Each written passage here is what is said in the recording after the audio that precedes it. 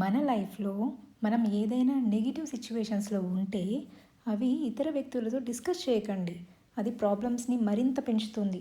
ఎందుకంటే మనం ఎవరికైతే మన సిచ్యువేషన్స్ గురించి చెప్తామో వాళ్ళు కూడా దాన్ని నెగిటివ్లో తీసుకుంటారు ఆర్ రాంగ్ కాంటెక్స్లో తీసుకొని ఇంకా బాధపడతారనమాట. ఫర్ ఎగ్జాంపుల్, నాకు హెడేక్గా ఉంది అని చెప్పాను అనుకోండి, విన్నవాళ్ళు ఇంకో 10 మందికి చెప్తారు. అదిగో తనకి హెడేక్గా ఉందట, అసలు లేవలేకపోతుందట అని చెప్తారు.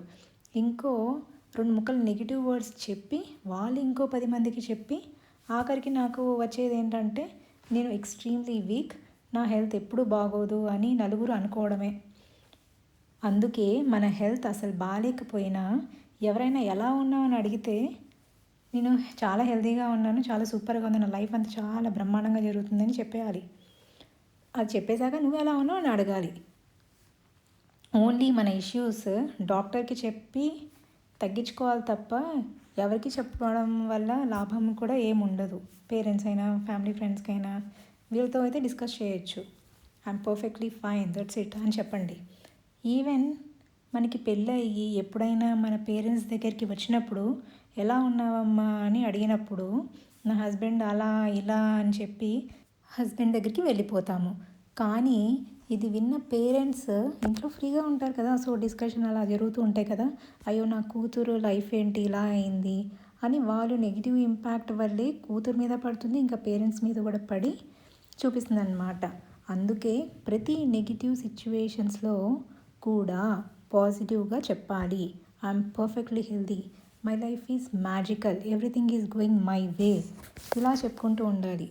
ఎందుకు ఇలా చెప్పమంటున్నానంటే, ఏది చెప్పినా కూడా ఫస్ట్ వినేది ఎవరంటే మన బాడీనే. మన డే మొత్తం ఓసారి నైట్ పడుకునే ముందు ఎలా అయింది డే అని థింక్ చేయాలి. ఏదైనా negative situations or sad experience చేసి ఉంటే ప్లీజ్ దాన్ని కన్వర్ట్ చేసి సిచ్యువేషన్ పాజిటివ్లోకి, ఎవ్రీథింగ్ ఈజ్ గుడ్, అంతా బాగానే జరిగింది అని పిక్చర్ లైట్ తీసుకొని ఇమాజిన్ చేసుకొని పడుకోండి. ప్లీజ్ ఎక్కువ ఆలోచిస్తే అదే మన బాడీ మీద ఇంపాక్ట్ పడుతుంది. ఒకటి బాగా గుర్తుపెట్టుకోండి, మనం ఏది చేసినా ఏది మాట్లాడినా అది మన ఇన్నర్ ఎనర్జీని అప్లిఫ్ట్ చేయాలి తప్ప డిప్లీట్ చేయకూడదు.